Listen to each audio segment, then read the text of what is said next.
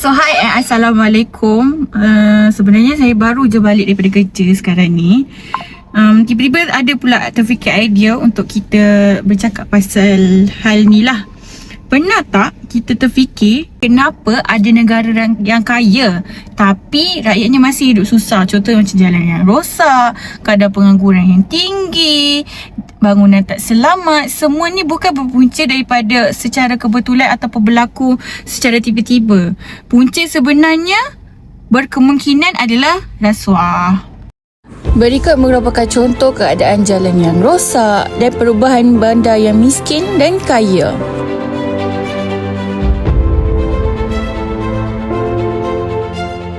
So, untuk kita faham balik isu ni, jom kita tengok dulu apa isu utama menyebabkan terjadinya rasuah ni. Punca pertama ialah kelemahan tadbir urus. Bila sistem tak telus dan kurang pemantauan, individu yang ada kuasa boleh guna kedudukan mereka untuk kepentingan sendiri. Apabila kuasa disalahgunakan, maka ekonomi negara semakin merundum. Rakyat juga tidak mendapat hak-hak yang sepatutnya didapati. Kesannya, ekonomi menjadi tidak stabil, rakyat kehilangan peluang untuk meneruskan hidup dan peluang untuk menjalani hidup yang lebih baik. Selain itu, tekanan ekonomi juga boleh menjadi punca. Ada individu yang melihat rasuah sebagai jalan pintas untuk pendapatkan wang dengan cepat. Punca seterusnya ialah budaya normalisasi rasuah. Apabila perbuatan seperti duit kopi dianggap biasa, ia akan terus berleluasa. Malah, menurut Transparency International, negara dengan tahap rasuah tinggi biasanya mempunyai sistem penguasaan yang sangat-sangatlah lemah. Dah tengok kan? Jadi, macam mana kita nak tahu yang rasuah ni berlaku ataupun terjadi dalam realiti hidup kita? Jom kita tengok. Kualiti infrastruktur yang rendah juga merupakan tanda rasuah, seperti jalan berlubang atau bangunan yang cepat rosak. Berikut merupakan sistem yang paling jelas di mana projek terbengkalai, iaitu dana disalahgunakan sebelum projek siap. Kualiti infrastruktur yang rendah juga merupakan tanda rasuah, seperti jalan berlubang atau pembangunan yang cepat rosak.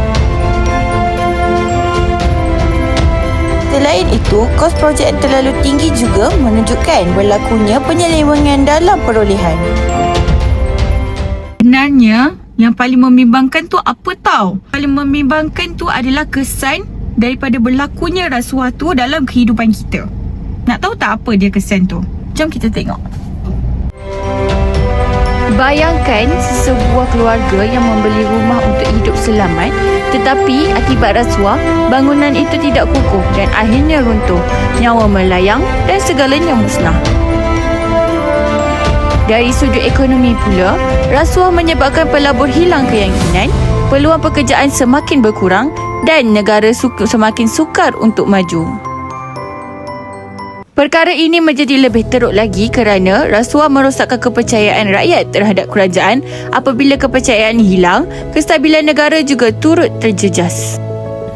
Akhir sekali, apa yang saya nak pesan sekarang ni ataupun saya nak cakap sekarang ni, rasuah bukan sekadar kesalahan undang-undang, tapi ia merupakan titik permulaan kepada kehancuran sesebuah negara, ekonomi dan juga diri sendiri. Soalannya, kita sebagai seorang rakyat yang berhemah ataupun individu yang berintegriti, adakah kita mahu mengubah ataupun kita masih mahu menduduk di takut yang sama?